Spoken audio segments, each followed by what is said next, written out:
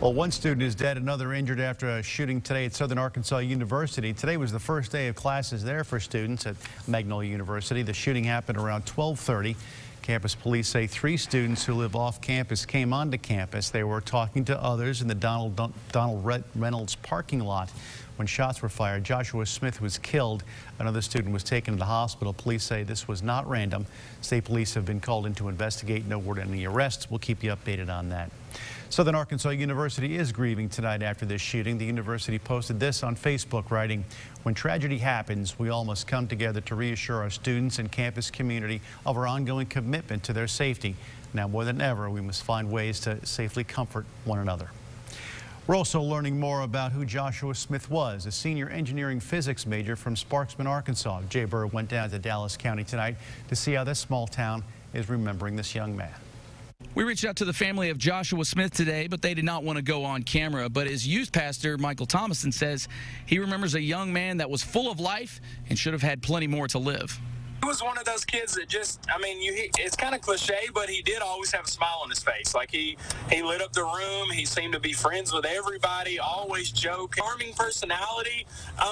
He was always cracking jokes, always talking. Joshua Smith was from the small town of Sparkman.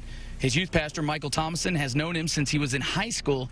He said the one thing he appreciated the most about Smith was he could have conversation. Now, a lot of kids won't get out of their phone to have a conversation with you, or they have a hard time communicating one-on-one, and I never had that with Josh. Thomason said he thought Smith was too big for a town like Sparkman. A lot of times in small towns, you run into those kids that their parents have stayed there, their grandparents have stayed there, that's really their only goal is to come back and work at the local mill or whatnot, and Josh always seemed to have bigger plans than that. Which is why he doesn't understand why this happened to Smith.